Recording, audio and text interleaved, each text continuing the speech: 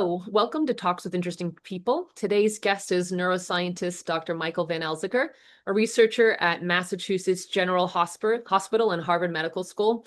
Along with being one of the most brilliant people I've known, Michael's been a long pioneer in studying chronic fatigue syndrome, myalgic encephalitis, and now long COVID, and one of the main proponents of substantiating the pathogen-based theories of these diseases. He's dedicated his considerable efforts and talents to revolutionizing our understanding of these long misunderstood conditions and how post-infectious illnesses can trigger immune changes that can lead to these chronic conditions. So today we're going to talk about the brain immune system network, how they communicate and how they can lead to these conditions, as well as wherever else the research is heading for you. So yeah, Michael, you're basically one of the main reasons that I started this podcast. You're the first person I wanted on here. So I'm so grateful for you to spend some time. Thank you so much. That's nice. Thanks. Yeah, that's great. Well, I appreciate the invitation. Absolutely. Thank you. All right. So tell me about how you got into the sort of post-infectious chronic illness space. Yeah, well, just FYI, we don't use the term post-infectious Thank because you. we're not so sure it's post. Good point. So we say infection associated because we don't know. And in many cases, we think that the whole issue may be that, or a significant part of the issue may be that the thing hasn't cleared fully. So, the reason I got into the topic is basically a sick friend. I'm of the age that when we left high school, it was like, okay, bye, see you at the reunion in 15 years, and then Facebook came out and was more widely available. And there was a period there where you were catching up with friends that you hadn't expected to see. And so I was just catching up with a friend, what have you been up to, et cetera. And I said, I've been studying neuroscience and doing this and that. And she said, well, I had to drop out of early acceptance law school. I got a really bad chickenpox zoster in my early 20s, and about 8, 9 months later, I couldn't make it up the stairs. Was real dizzy when I tried to stand up, had these, menstrual linked migraines that are really keeping me very sick. The doctors are calling it chronic fatigue syndrome. I don't really know what that means. Some doctors are real dismissive, roll their eyes, call it yuppie flu.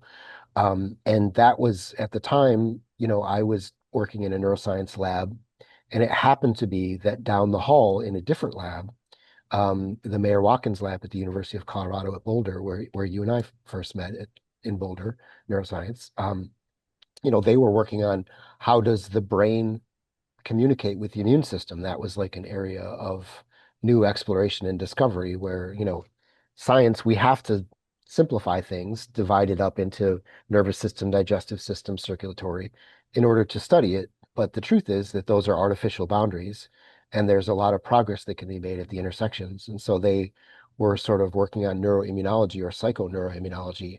How does the immune system drive subjective neuropsychiatric symptoms or sensations or feelings and sickness, things like that? So that basically the reason is a sick friend, and I just kind of have chased it from there.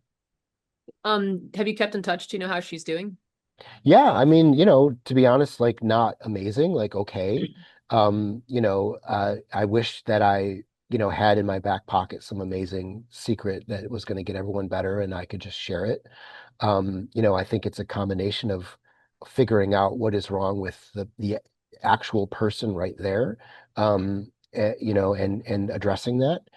She's tried some things, but I still think in that case, I still think that there's more sort of questions that could be answered that we still don't really know the answer about for that specific case. So that was at least almost 25 years ago. So knowing what you know now, again, without any identifying characteristics, like how would you explain how she got sick and why she got sick, knowing in your current research what you know? Well, Or what you're researching. I know no is a strong word in science. yeah. I mean, the reason that I told the anecdote, starting with the chicken pox Mm-hmm. and ending up with being real sick, 8, 9 months later, is because that is how I think about it. And that's part of why I made the small corrective at the beginning, because the varicella zoster virus is not a virus that clears. It's not post.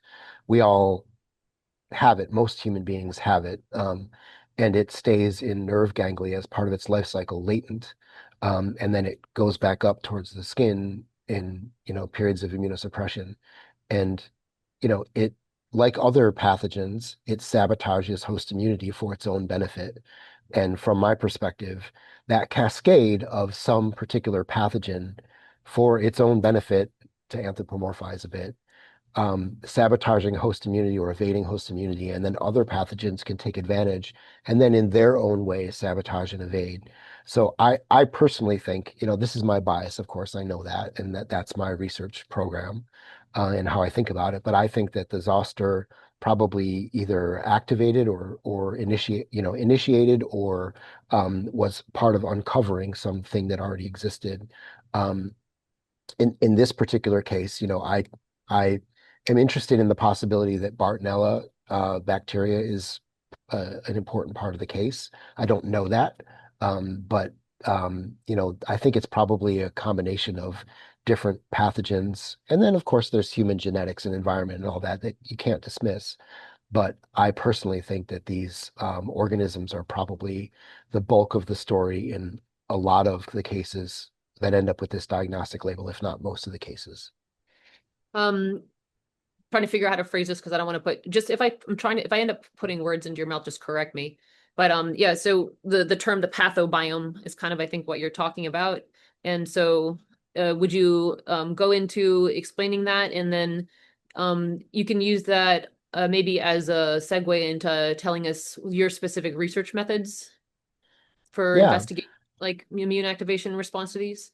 yeah. So, as I mentioned before, any successful human pathogen or pathogen that's capable of affecting and infecting an organism is able to do so because it affects the host immunity in some way. There's some things that you or I deal with um, all the time, some fungal infection or something that someone with HIV that's uncontrolled cannot, right? And I don't want to overstate the analogy. HIV is obviously a unique pathogen, but all viruses do that in some way. The way that HIV sabotages immunity, they all do that in some way. We don't want to overstate. But as by way of an analogy, so for example, COVID, SARS-CoV-2 virus, has multiple ways of sabotaging host interferon response. Interferons are a class of immune signaling molecules, part of the class of cytokines, that are the main antiviral cascade. And so for its own benefit, the SARS-CoV-2 virus sabotages the interferon signaling, and that allows it to do what it wants and, replicate and et cetera. But that's also why many people with COVID, or sometimes in cases of long COVID, get shingles on their shoulder, neck, face when they have COVID, because the interferons are keeping the shingles virus, the zoster, same thing as chickenpox, under wraps. So interferon is part of what keeps it latent. So when the COVID virus comes along, sabotages the host immune system, and it has the consequence of releasing this other virus, basically, you end up getting a secondary expression of a different pathogen. And the idea of a pathobiont is that there are interacting organisms, both pathogens and pathobionts, which are um, organisms that can be either pathogenic or less so, something that can turn nasty, but isn't always, like E. coli or something. Um, the interaction among them can drive health conditions. It's the way a lot of us think about this. Back in the day when the germ theory of disease was first gaining traction in 1880, 1890, there was Koch's postulate, where to gain evidence, to gain certainty that a given pathogen drove disease, there was very rigid thinking. If you have the pathogen, you have the disease. If you have the disease, you have the pathogen. If you inject the pathogen to someone, they will get that disease. If you remove the pathogen from a person, they will get better. We know now that it doesn't really work that way. So, like, for example, multiple sclerosis, there's pretty solid evidence at this point. It's one of those things that was fringed and then sidelined, and now that some fancy machines at Harvard and et cetera said, okay, most people are understanding that Epstein-Barr virus is a significant driver of multiple sclerosis, or a significant factor. But most humans have Epstein-Barr virus. It's a plurality. So how can that be the case if, fewer than 1% of humans have multiple sclerosis, but more than 80% of humans have Epstein-Barr? Well, it's not so simple as one pathogen, one disease, one pathogen. So this sort of cascading effect of pathogens in driving human health or lack thereof is, I think, what we think of when we talk about that. Yeah, I'm trying to make sure I have some sort of organization around this, but I have like 6 questions now about what you just said. So, it makes me think about is the research around infections triggering chronic immune dysregulation. Should we also then be thinking not about studying the infections, but about studying the variation in humans that allows them to be susceptible to the chronic dysregulation? Are you able to speak around that sort of area? Yeah. So I mean, yes, of course, because there has to be some interaction, right? Because again, if a majority of humans have Epstein-Barr and a minority have some particular illness, and it can drive different illnesses, it seems like there must be other things at play. I think that some of what matters is simply location, kind of dumb luck. Did virus X make it into a particularly important nerve or not? And in that case, that's not really genotype or something like that. It's sort of just dumb luck, right? But yes, the human immune response, I personally think is big part of it. So if you look at a genome-wide association study, a GWAS, of a lot of these sort of inflammatory linked illnesses, most of the time, one of the primary gene kind of loci that pop up as being a significant contributor is chromosome 6 in the major histocompatibility complex. If you take a look, lupus and schizophrenia, and just you run down the list, you'll often see that that is an area that popped up to the point where it's one of those things where it pops up so much that a lot of people go like, it must not matter. Well, yeah, I actually think it does matter.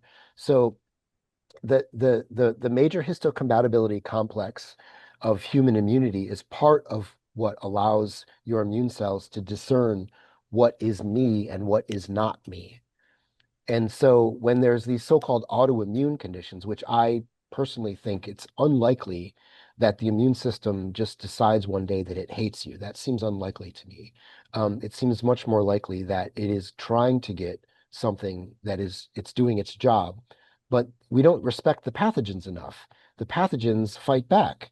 We're not just this superior class of organism that just wins unless we decide to not win. Sometimes the pathogens have tactics and strategies that do really well.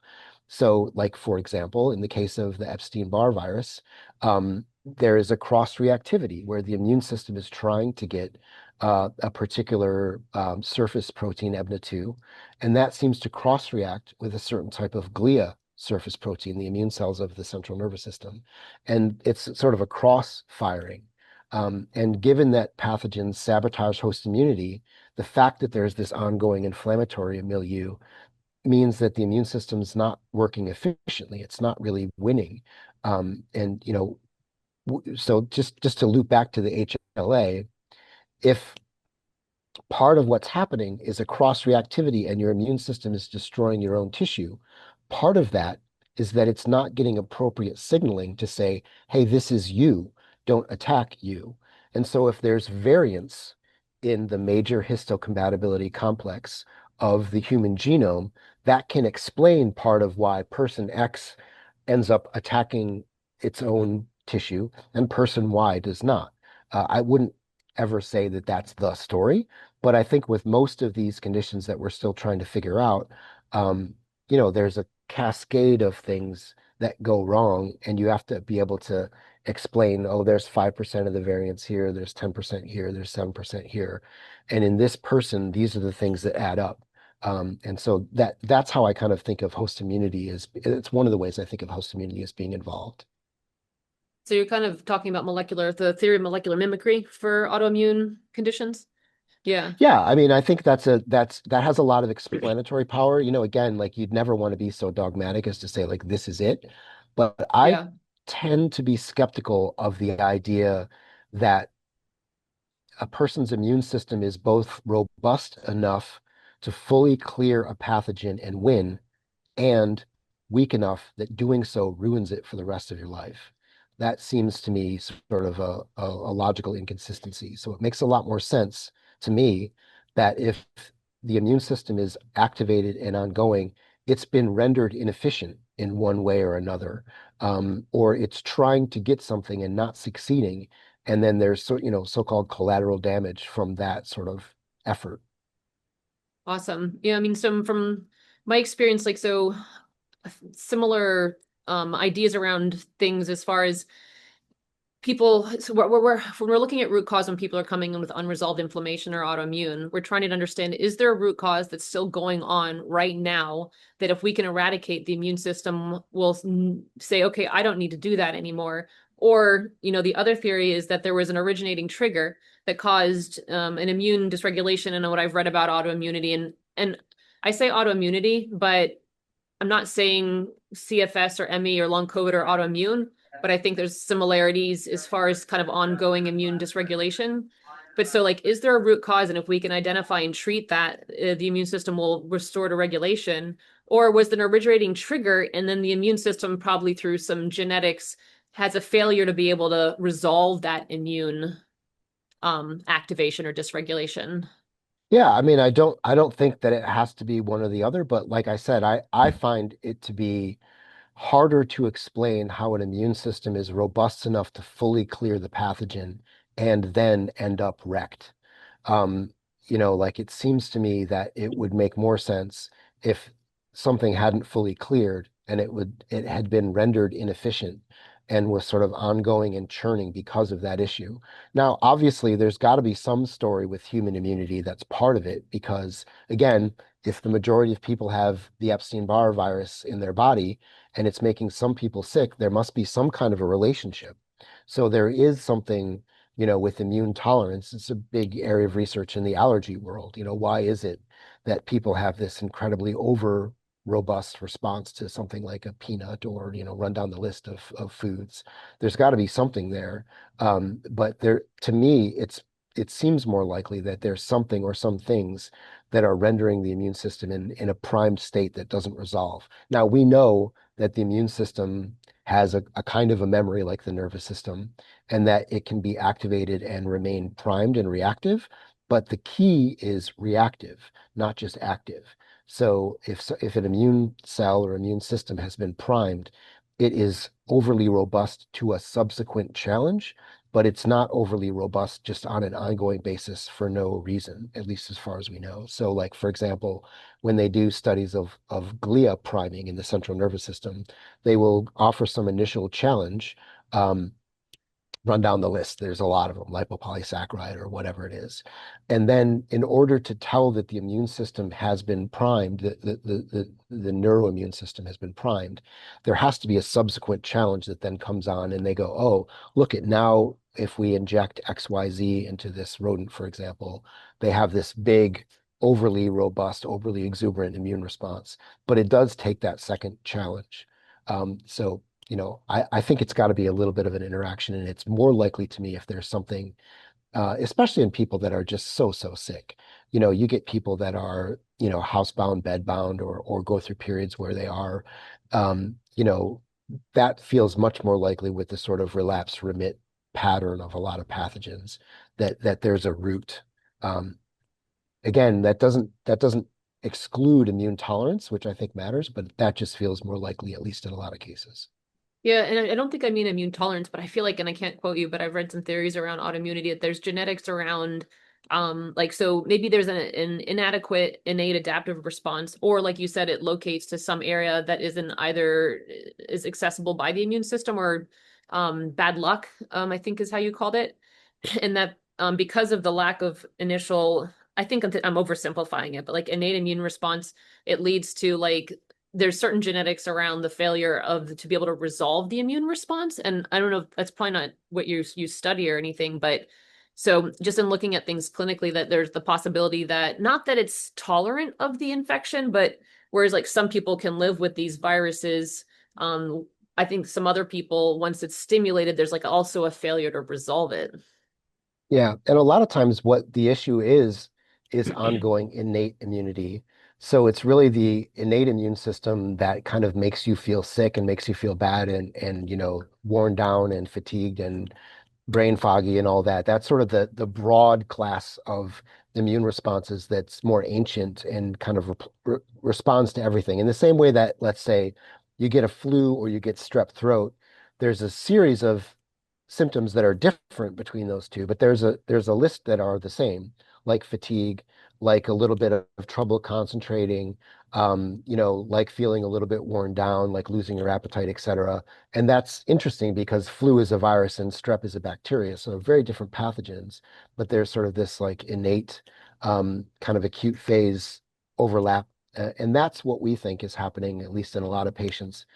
Again, at least as part of their symptoms. If you run down the list of kind of shared, what they call sickness response symptoms, that overlaps. It doesn't completely explain, but it overlaps a lot with what people report with, myalgic encephalomyelitis, ME, or long COVID, or some of these other conditions. So we think that it's probably a failure of the acquired immune system to fully clear something because it's been sabotaged. So B cells, T cells aren't fully clearing a reservoir of pathogen, and that allows the innate immune system, not just allows, but drives the innate immune system to continually give a signal that says, hey, you're still sick. Hey, you're still sick.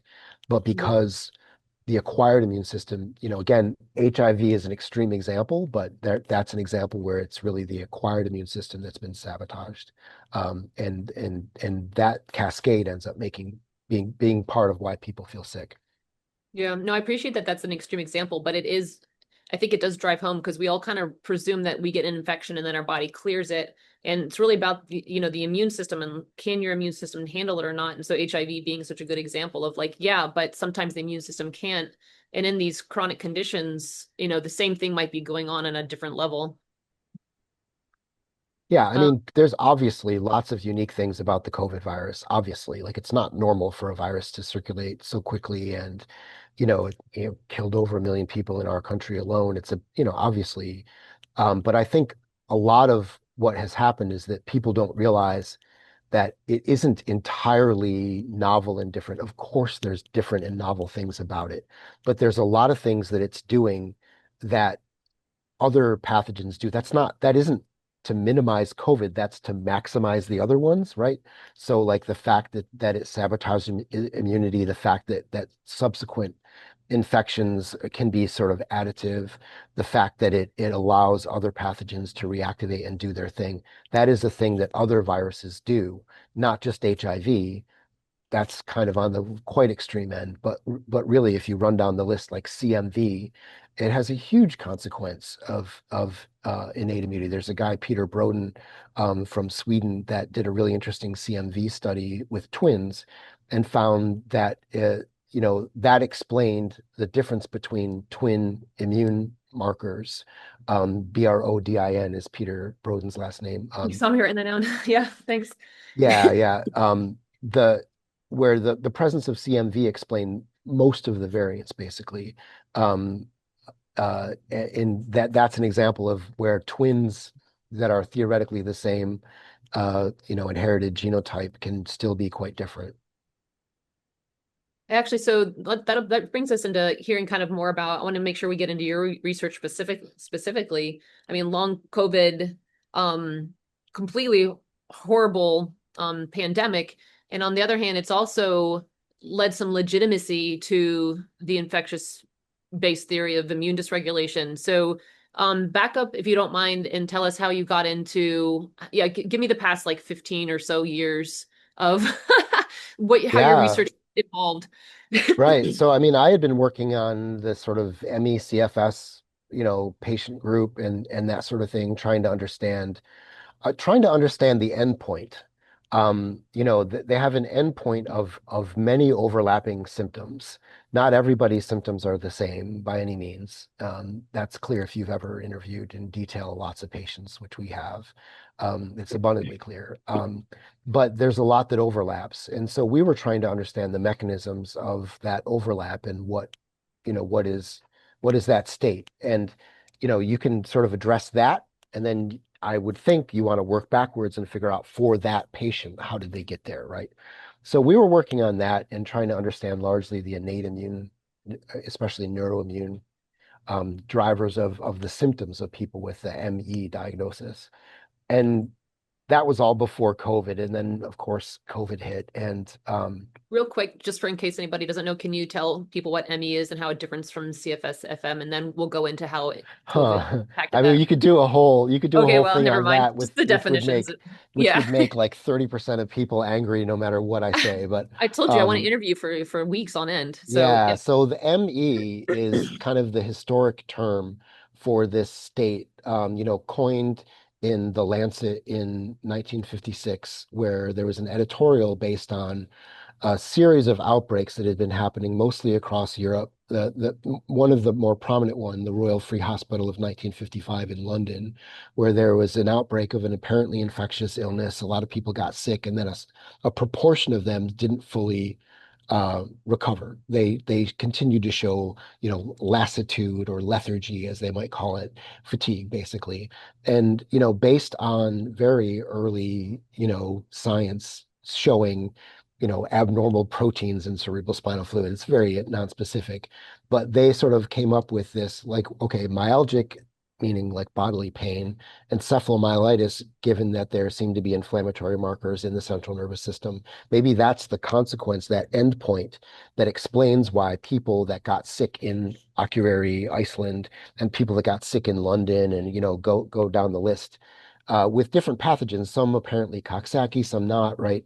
Again, this is the 40s, 30s, 40s, 50s, not very good molecular techniques, not, so we have to be, we don't know what we don't know, right? But basically there was this endpoint. And, is it the case that there's this new clinical entity of people that had an infection and then didn't fully get better?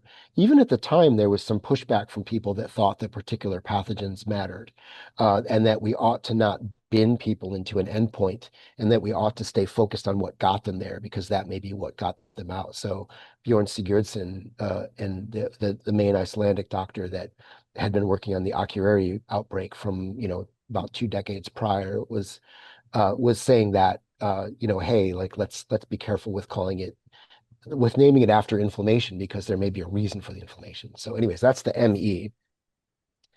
That sort of carried forward with patients that had these sort of like ongoing consequences after an apparently infectious onset. And then, many years later, there was an outbreak of, again, an apparently infectious illness in Incline Village, Nevada. The CDC ostensibly went there, but didn't super duper look really hard, ended up looking through charts.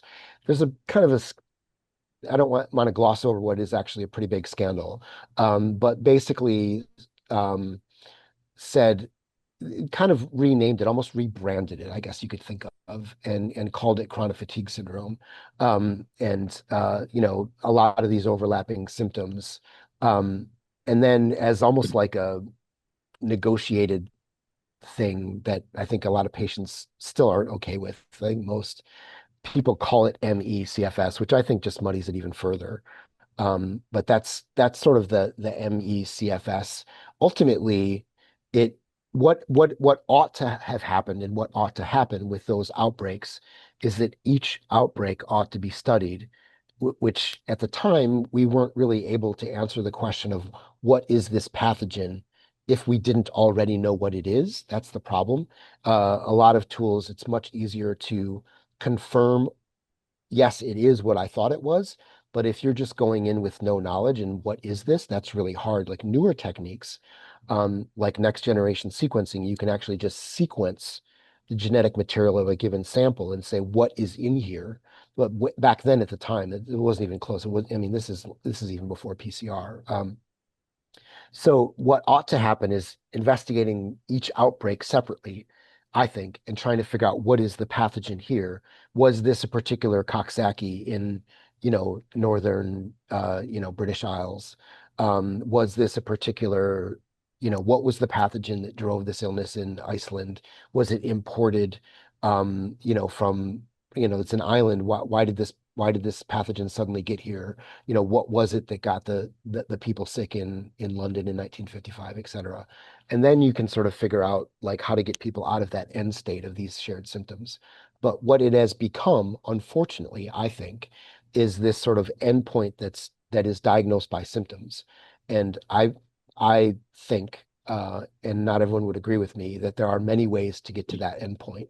It doesn't mean that that endpoint doesn't matter and you can't address and treat that endpoint in some ways.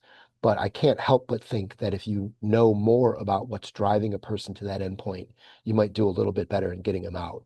So I didn't even get into the fibromyalgia diagnosis, but Yeah, we'll that's skip that. yeah, that's Let's move on. pain. That has gone through a similar series of psychologized, and then it had these objectives, somewhat objective markers of these particular pressure points, and then it looked like that didn't actually explain it well. So it's essentially pain-centered symptoms that, at least in many cases, maybe about a third, to even closer to like 20% or something, seems to have an objective small fiber neuropathy, again, depending on how you define that term. But so it's another diagnostic label that probably can be arrived at in different ways. And possible same underlying pathomechanisms, just expressed differently. Yeah, the term that we use is equifinality. Oh man, that's a So new one. Let me it's, spell that one. yeah, equifinality, EQ,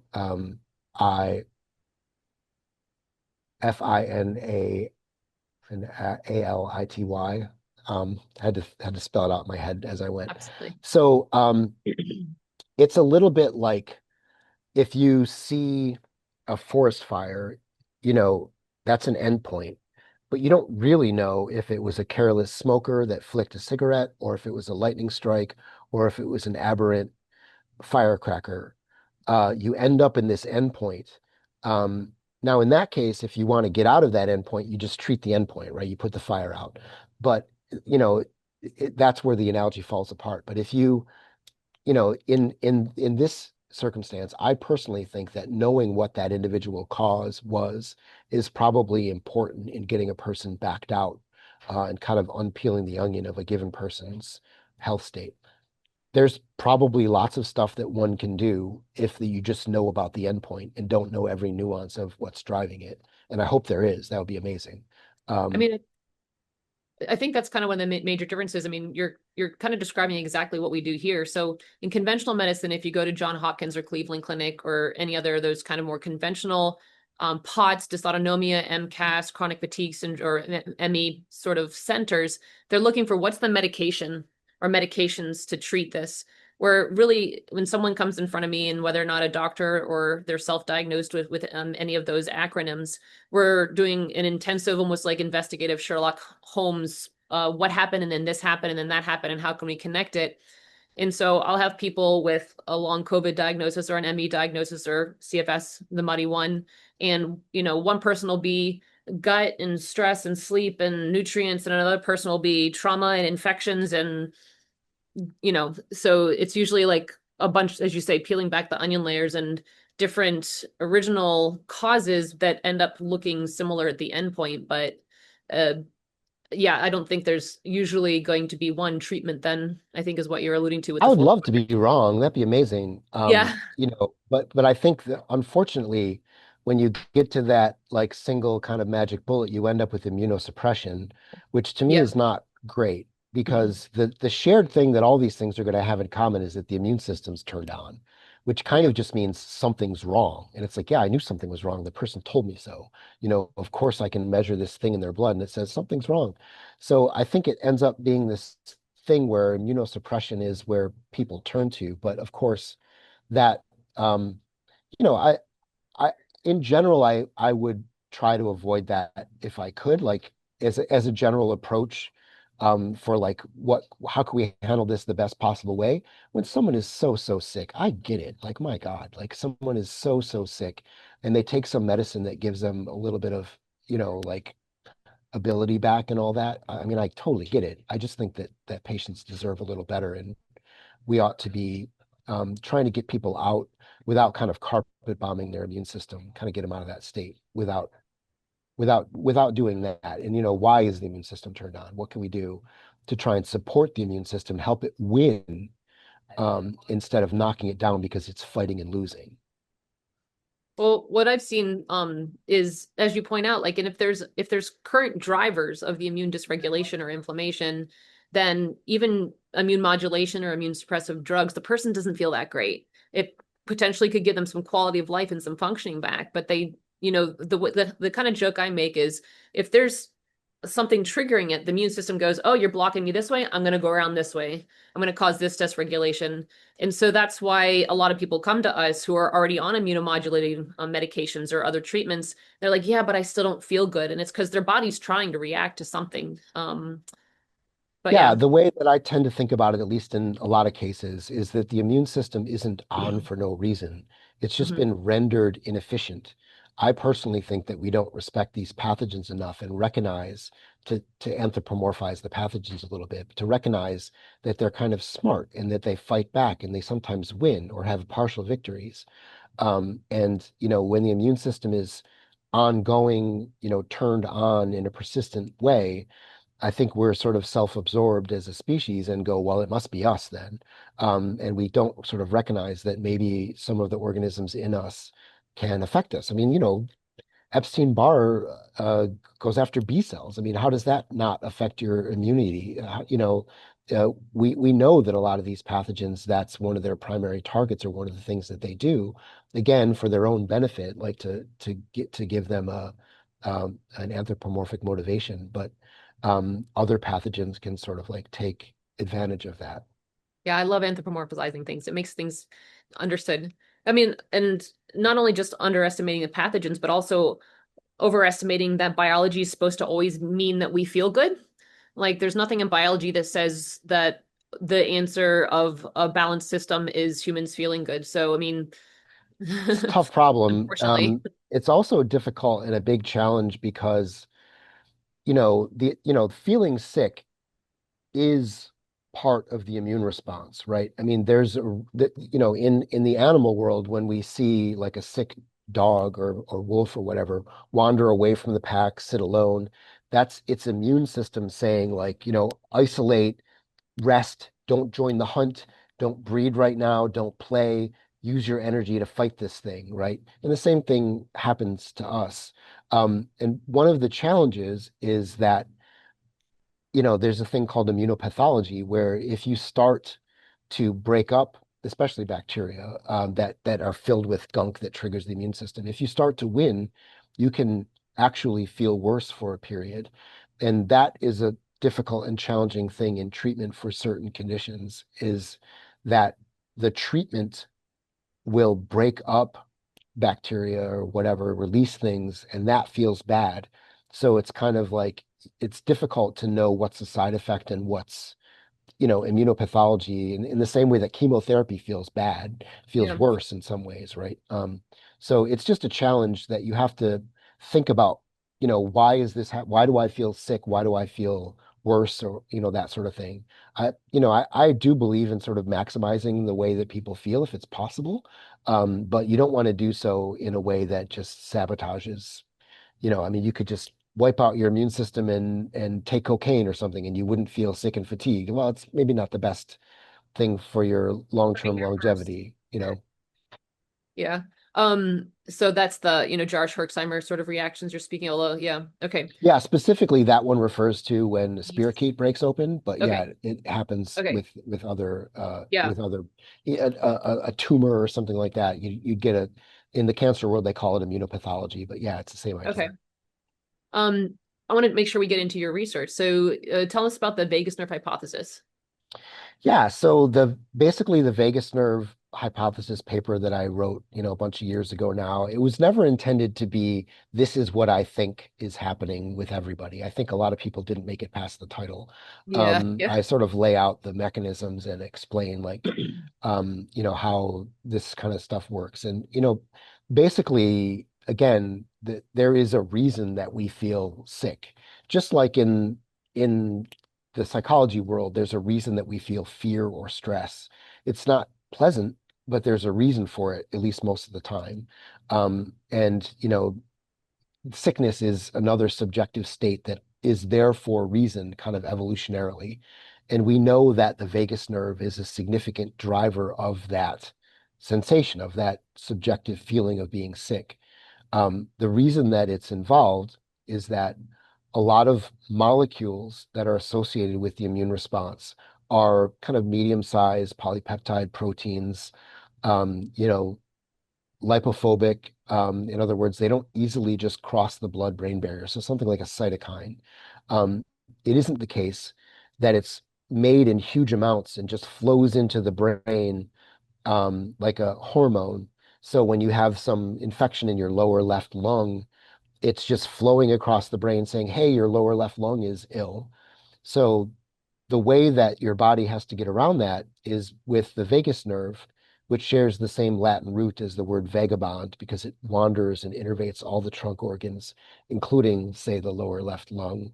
And if you've got an infection there, the cytokines that are released are going to be detected by the chemoreceptors on the sensory vagus nerve, the afferent body to brain branch of the vagus nerve. And that sends a signal up to the brain that says, hey, brain, your body is sick. Go to bed. Don't spend time exercising. Now's not the time for reproduction or digestion or play. Now's the time to go to bed, feel sick, etc. That's the reason that you could have a strep infection or flu infection and have a series of overlapping symptoms from those two very different infections. One's a bacteria, one's a virus. And so all I was writing about at the time, largely because of my friend who had had chickenpox, who I was thinking about, the zoster virus is a neurotropic virus, which the majority of herpes viruses are. They prefer nerve tissue over other tissues. We already know that when a herpes virus gets into a pain transmitting nerve, that can drive exaggerated pain, where you get something like allodynia, where like your shirt hurts. When someone has shingles or something, your shirt's not supposed to hurt. That happens when you have bad sunburn, and that can happen to people when they have shingles, which is a virus, largely in those nerves.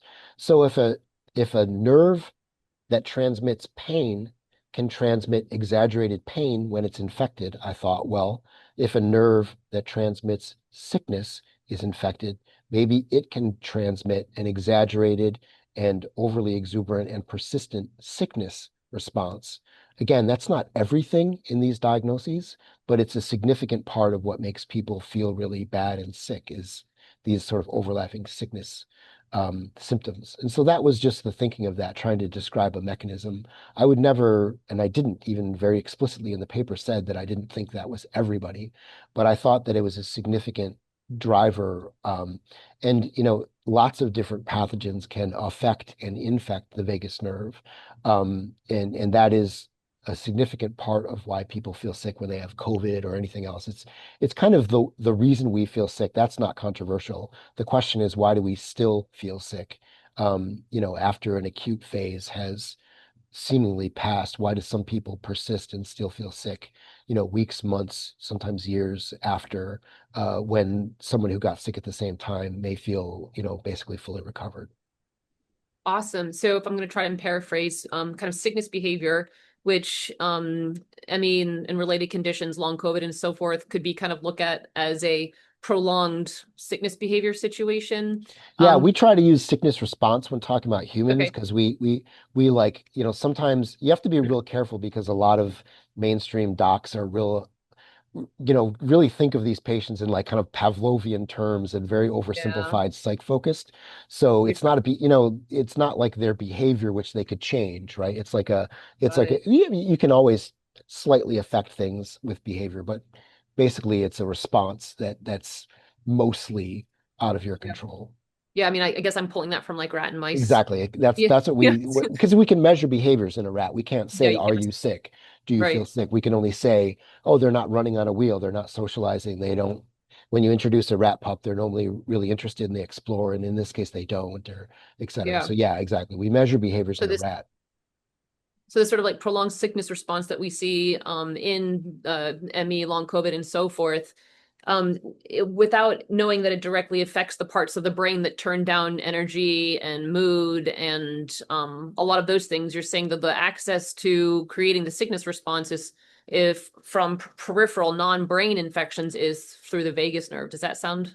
Yeah, I mean it's one of the ways. There's several different pathways that it can drive those responses, but that is one of the major ways, one of the more common ones. And again, it doesn't describe every single symptom, but it Right. describes a cluster of them. And then there's, including something like pain, let's say, is kind of imperfectly described by that, but it does activate the dorsal reticular nucleus, which is part of the ascending pain pathway up the dorsal horn of the spinal cord, and you'd get an exaggerated pain response. So you might have something out in the periphery, like a small fiber neuropathy or something like that, but this pathway can only make that a little bit worse. So Yeah. and something like POTS or dysautonomia or autonomic incompetence. Again, that's a scientific term. It's not like a description of a patient. Personal. Yes, yes, yes. Yeah. So autonomic incompetence, when someone exerts themselves, is something that you see in many of these patients.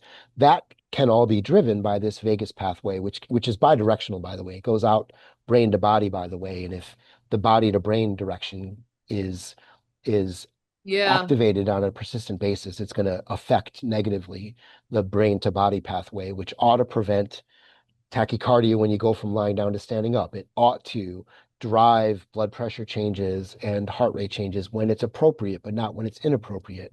And you see, even in rats, when you do a very simple study to activate that sickness circuitry, they can have things like tachycardia or autonomic changes um, um, during that communication. I mean, so thinking about like the different types of sickness responses, I mean, can they locate that for different parts of the brain?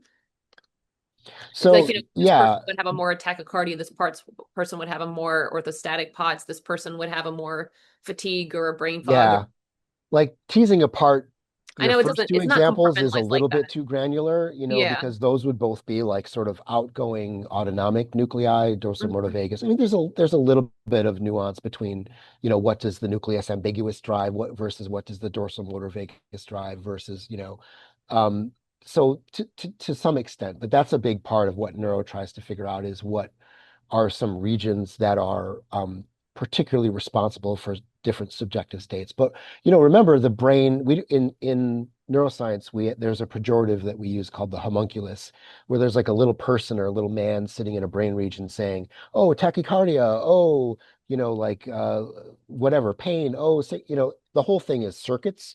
So it's not Yeah. like one region is for some reason, but Yeah. just there's a dysregulation or not even dysregulation. It's just an ongoing action of some particular circuit. Yeah. And there's studies, for example, like Craniac 2018 is a meta-analysis.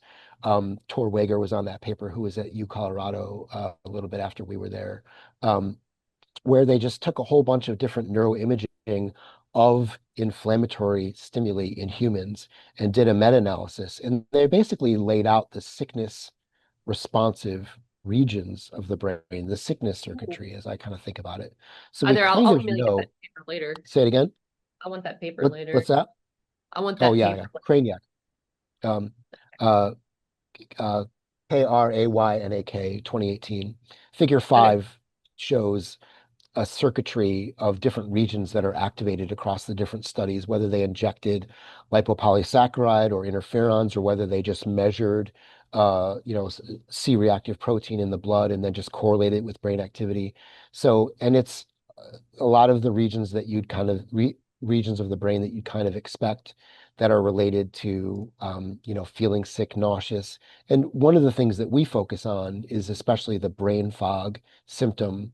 So there's a particular brain region called either the dorsal anterior cingulate or the anterior mid cingulate, kind of depending on what era of the literature you're reading. And it's really important for cognitive control, the ability to stay focused. As we've been talking, there have been people walking by and there's, fridge noises over there and there's all this stuff, but I'm able to focus and maintain my thoughts mostly, despite all that. And that's because I have top-down attention, is what they call it, or cognitive control. And a lot of patients, report that they kind of lose that ability to stay focused. They read a couple lines of text and then realize that they've just been glassing over the whole time, and instead their mind has wandered in some way. And loss of function in that region would be part of what could drive that. Again, it's a circuit, it's not single region acting in isolation. But that is one of the main regions that is affected by inflammatory stimuli. And so we have a study, for example, that uses dual PET MRI. So at the same time we're measuring neuroinflammation with a PET scanner, the people in the scanner are doing a task that taxes that region. And it's challenging. They can do it, but our question is, do sick people have to work harder? And is that related to inflammation either in the brainstem or up higher in that cingulate region? And that explains part of why they feel like they're having trouble concentrating. And again, like some people with long COVID, that's not their issue. They have trouble, that's another really broad term. Yeah. They may have issues breathing or something like that, have dyspnea, shortness of breath, but can feel pretty sharp. And then there's some people that could run up and down the stairs all day, but they just feel foggy and have trouble concentrating, et cetera. So we tend to focus in that study on the patients that report having trouble focusing and concentrating, and we're trying to understand mechanistically why that might be happening. It's so interesting. I mean, I'm trying to, of course, think about how to use that clinically because as soon as I talked about like compartmentalizing what parts of the brain, I was like, ugh, I know it's not going to quite work that way. Because I mean, also, let's say when you're giving LPS or measuring CRP or C-reactive protein, I bet that correlates to completely different symptoms in different people. Because I mean, even in the clinic, we'll measure someone who feels horrible and all these symptoms of inflammation, their CRP is normal. And then clinically, we can't measure that many cytokines. And if we do, what do we do with it? And so like, how do we correlate? We have 100 people, let's say they're all legitimately got brain fog after long COVID, and they're still probably going to end up with a lot different patterns and Yeah, tests and in different parts of the something like brain. brain fog is another endpoint that can be arrived at Yeah. in by many different means. Um, it's got overlap with something like a post-concussive syndrome, but Hmm. I mean, most of us have had that feeling when we have the flu, we're sick from school or something.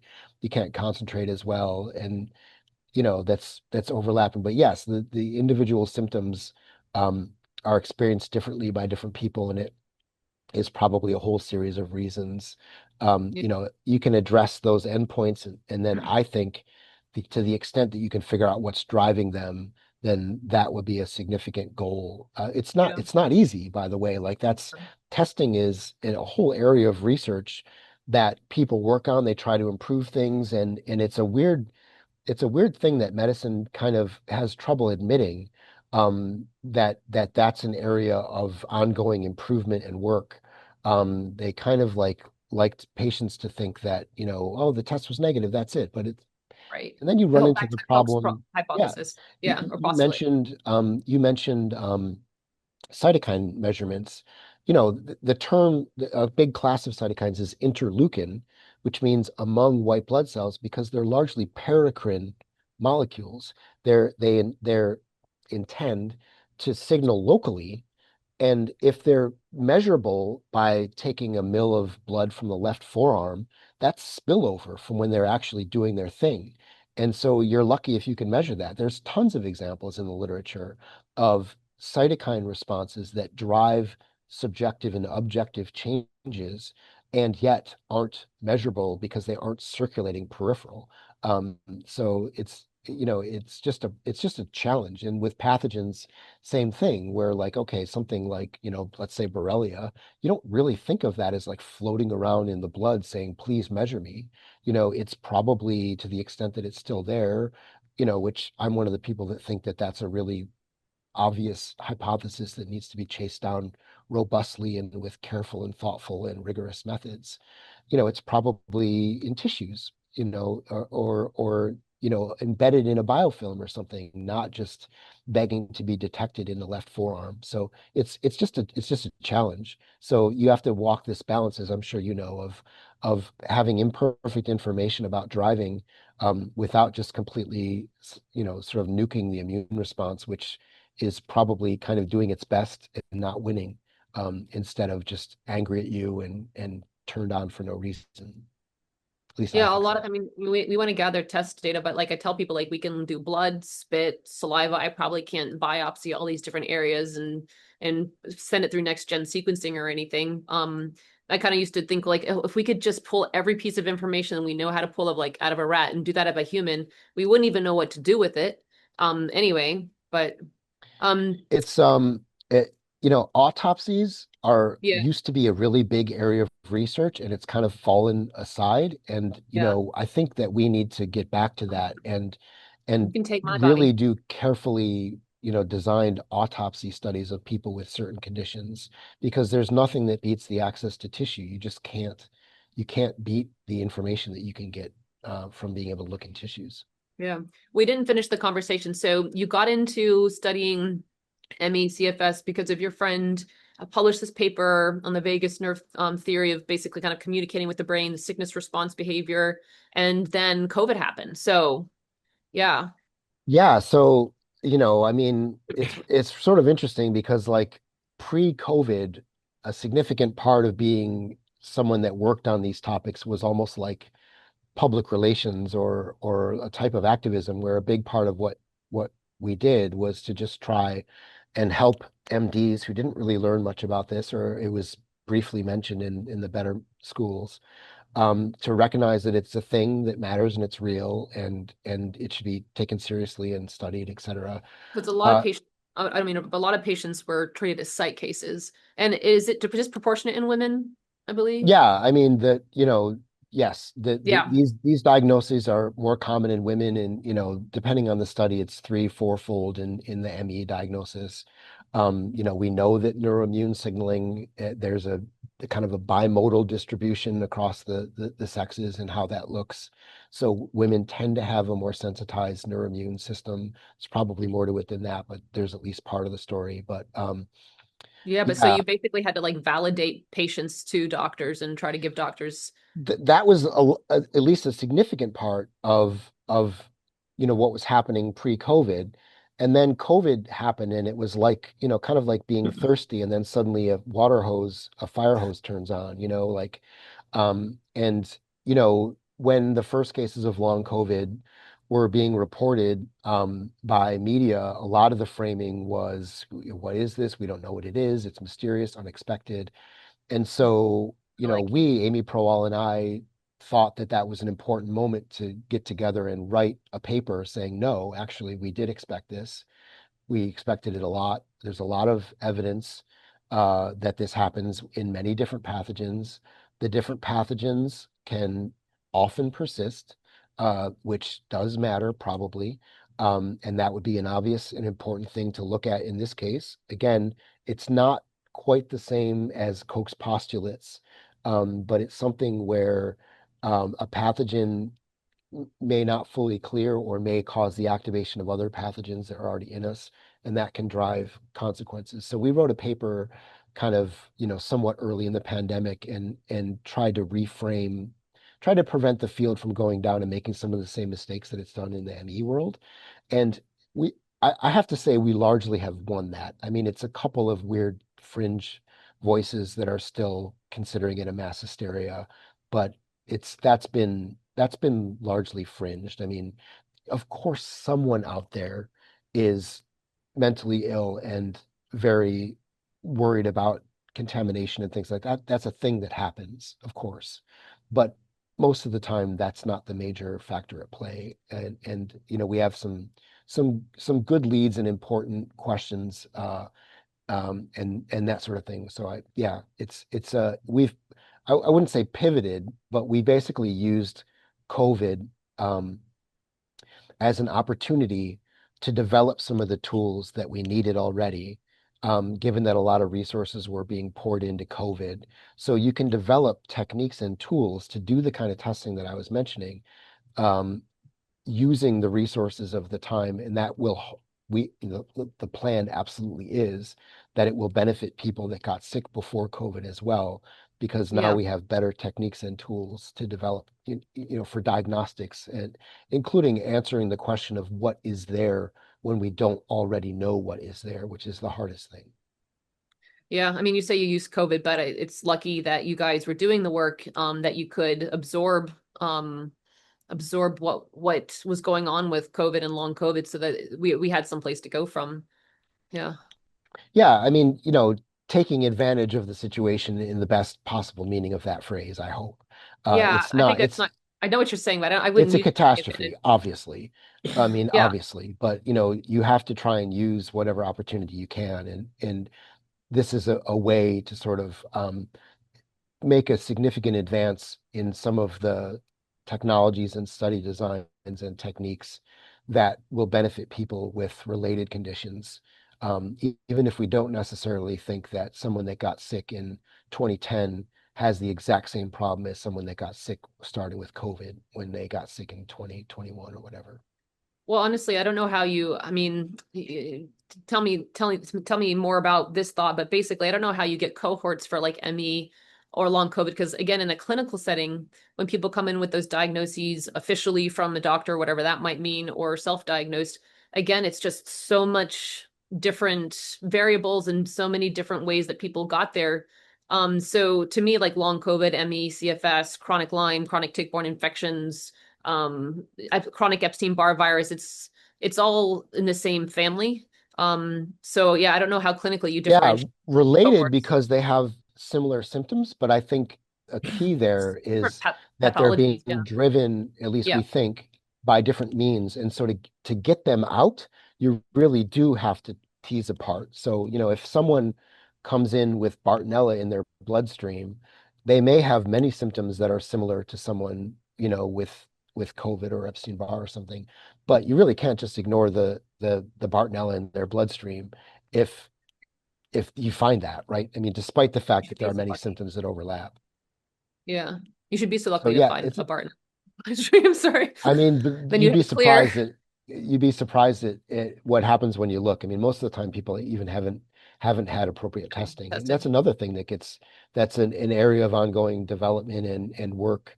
You know, sensitive tests to try and pick that stuff up. But yeah, it's a Yeah. challenge because at this point, the majority of humans have been um, infected with COVID, including the healthy controls.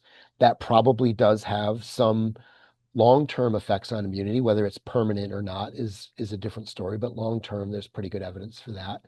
So yeah, it's a challenge to study these heterogeneous patient populations, and yet through the constraints of science, we mostly have to bin them together to try and understand if there's some broad thing driving some shared symptom. So it's yeah, it's a challenge, and we just take careful histories. You know, a lot of times people have asymptomatic, so you get people that sign up as a healthy control, never been infected, and you test and you're like, yeah, you have been. Yeah. So it's yeah, it's a hard and messy problem for sure. I feel like clinically it's not even as important how they got there, because if you can by symptoms look at the brain regions or the whatever other things you can get out of the blood or the body for signals, and understand how to treat that, that's probably as important as the original cause See, I sometimes. don't agree with that, to be honest. You think you're going after the Yeah, pathogen? I actually think that it really matters because, you know, like I said, like if you inject someone with lipopolysaccharide or inject someone with interferon, Yeah. then they will have a similar sickness response. They will feel bad in overlapping ways. But those are two very different triggers.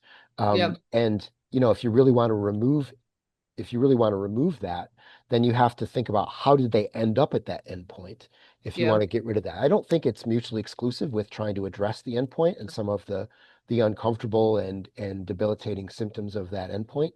But to really back somebody out, I do think that you need to the extent that it's possible, understand what the core driver is and help them back out of it. Because that's part of what innate immunity is it's the immune response that responds to everything. That's what it is. That's what it does. Yeah. And so it's going to respond to whatever with a similar set of symptoms. But if you want to undo that and reverse it, you wouldn't just knock down the immune system. You would figure out what is the driver and see if you can back a person out of that. Yeah, you're totally right. I mean, I didn't mean the root, the originating cause isn't important, but as far as like being able to understand the patterns in order to kind of like trace things back, I feel like you could group people with very different original causes into the same symptom buckets to help understand sort of how they got there. But It's an interesting question because that is a research approach, including that I'm involved with in some projects. And we don't really know, like, to what extent does it matter that a person has X, Y, or Z symptoms. If I could choose between focusing on driver and focusing on endpoint, I would choose the driver 100 times out of 100. But it Yeah. probably does matter that, we need better, the way that we deal with pain, for example, is not, we're still using medicines from hundreds and hundreds of years ago, some advances with non-steroid anti-inflammatories, but not all pain is kind of inflammatory per se. And there's just lots of things that can help people's symptoms that we could develop and get better at. But ultimately, to the extent that you can pull the drivers back, I think that's going to help. And from my perspective, kind of supporting the immune system and helping it win rather than suppressing it because we're mad at it for losing. Yeah, no, absolutely. I guess I just mean that since people can have the same sort of infection but end up with very different symptoms, That is true. understanding Yep. the symptoms will Yeah. help you better understand what the dysregulation is that led to their unique expression. Yeah, although some of it is probably dumb luck, like where did it end up going? Yeah. Did Yeah. it end up in your bone marrow? Did it end up in a nerve? Did it end up, like it's, In a blood cell or yeah. yeah, like did it end up in the vasculature? How about the vasculature of the heart versus the vasculature of your legs? Or you know what I mean? Like, so Absolutely. not Yeah. to minimize that approach and the importance Yeah. of it, but some of it is probably going to be the ghost in the machine that we Yeah. just struggle to understand. Yeah. We like to think there's control and rhyme and reason to things, but yeah, sometimes it's There just, probably is, but whether we can measure it is another question. yeah, that's a really Like good there, point. there's an answer there, but whether we can measure it in a living person Yeah. without just completely slicing them up and looking at every cell, like, yeah, It's kind of like that's you got a rash here, but not there. There's probably a reason for it, but we're not there yet. Yeah. there's certainly Well, a reason for it, but we don't yeah. know. Yeah.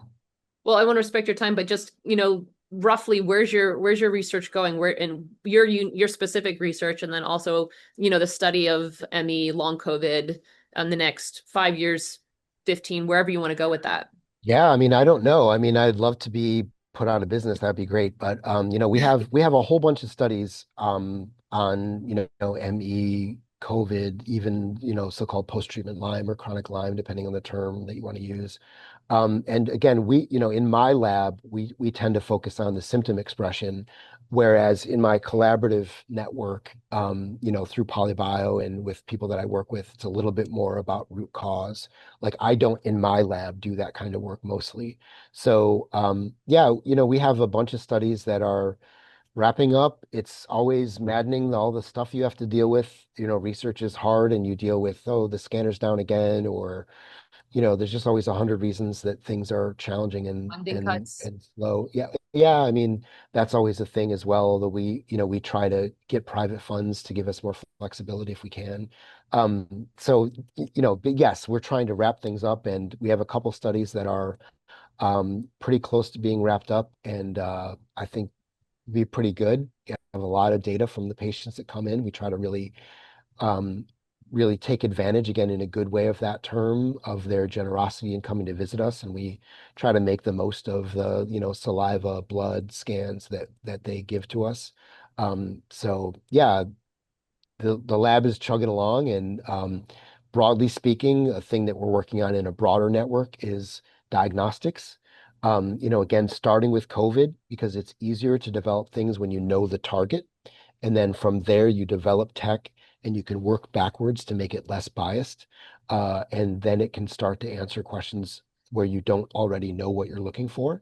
But a significant thing that we're working on, putting a lot of effort towards, is improved diagnostics. How do you take blood from the left forearm and have that tell you something about something that's happening in a tissue where you don't even know which tissue you should be looking at least not, we don't yet. Maybe in some Star Trek future, we'll be able to do a scan. But how do we do that? How do we use the faint shadow that is cast by that pathogen, and use the immune system as a sensitive measure of what's happening in a tissue, or use extremely sensitive measures if there's actual evidence of direct evidence of a pathogen or something. So it's a significant thing that we're developing, again, with the not just hope, but understanding and knowledge that it will benefit patients that got sick pre-2019. And most of the time they don't know why, because we don't really, uh, to our great shame, we don't really answer that question. When someone calls in with the flu, they don't really know that they have most of the time an influenza versus XYZ.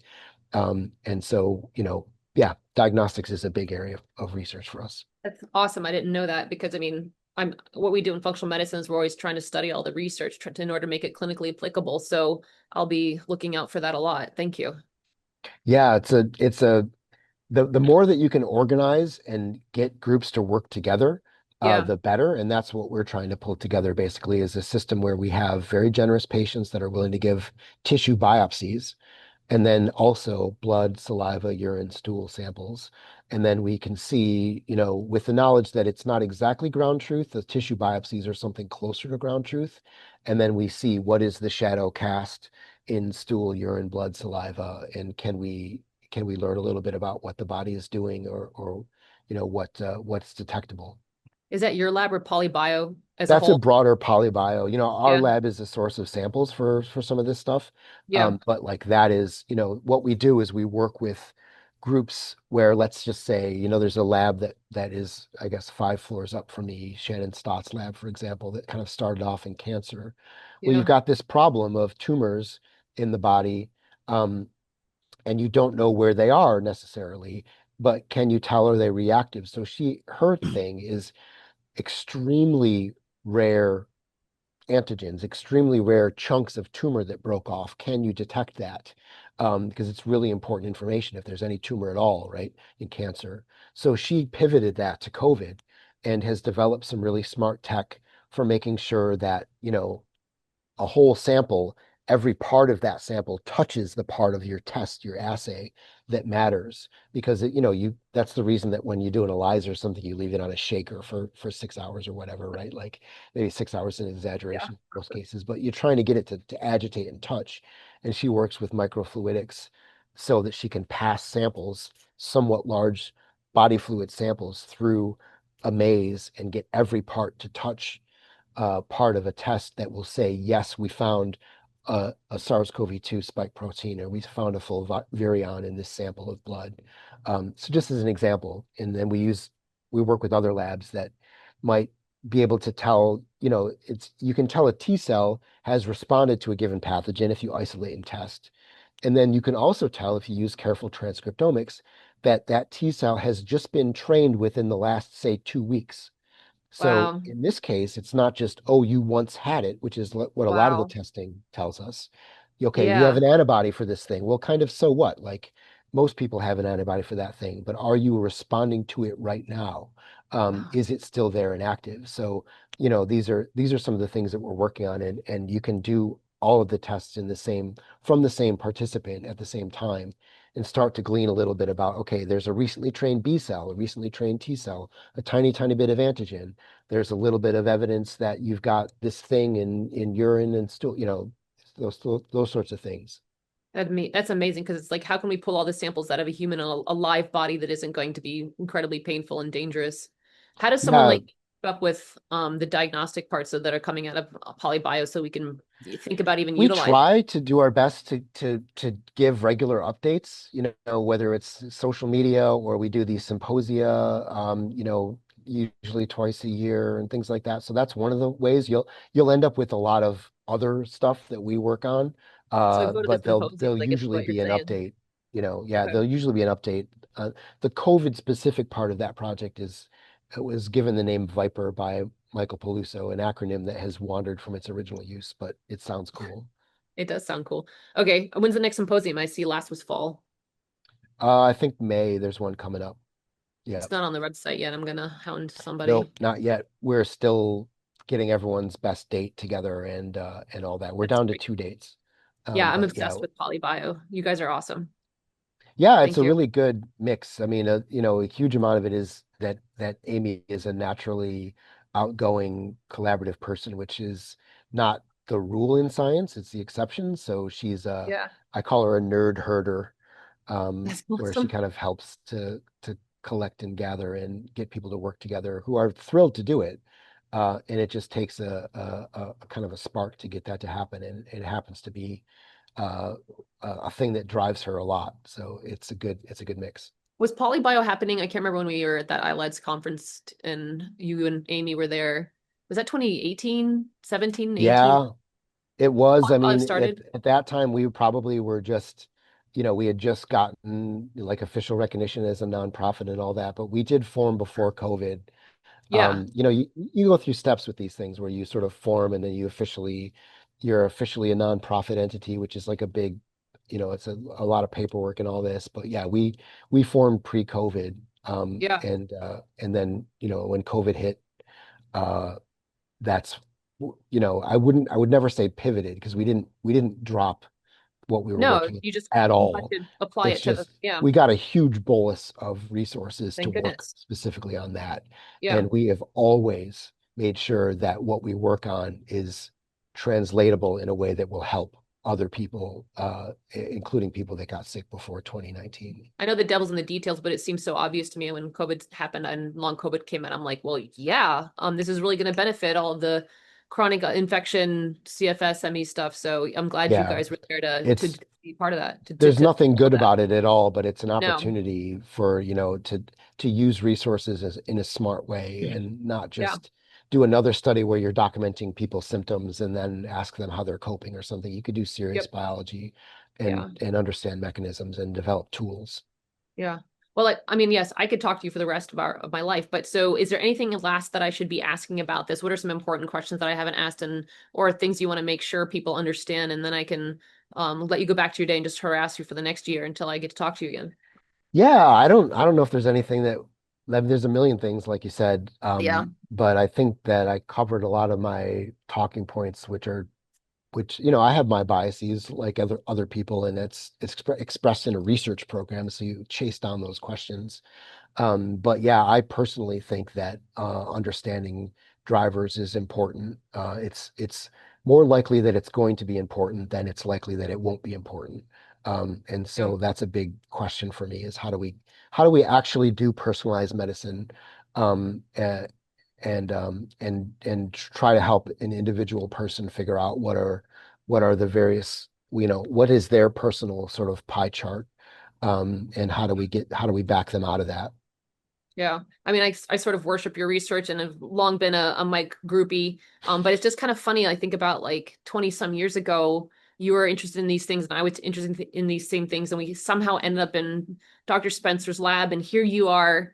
And like, I'm trying to do it clinically over here. And like, I'm just really psyched to get to talk to you again after quite a long time. Yeah, it's great And to see you again. And yeah, Bob Spencer is one of the smartest people I know, and you never know that he's the smartest person in the room.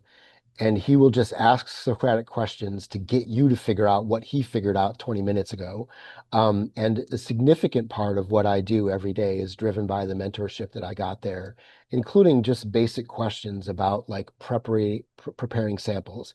It's a huge problem in the literature. I and know it that we always rip on MDs, sorry MDs, but that they're going to run some study where they take blood samples from their patients and then just order their control blood samples from a biobank.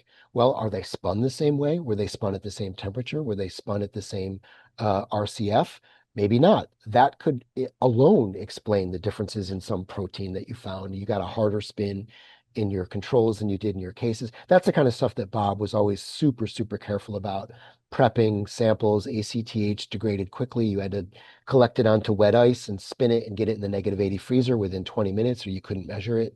And those are the sorts of things that we still focus on and try to communicate to other labs, especially ones that don't have really kind of wet lab experience. So yeah, his mentorship was really, yeah, he was yeah, brilliant. And then, yeah, giant shout out to Dr. Robert Spencer, because I mean, like, he let me, I don't know why he let me in there, but he did and allowed me, gave me a lot of opportunity. So, yeah, yeah. he was He pivotal met in my, everybody where they were at, yeah, and helped to raise wise, them not up. just brilliant. Yeah, he's a Yeah, good man. Yeah, yeah, good guy. awesome. Well, thank you so much. This has only led to more questions and things I want to talk about, but I'll probably just try to figure out when the symposia is for PolyBio and go soak that up. So, Yeah, thank you so much. yeah, no sweat. So glad to do it. Thanks, Mike. Take care.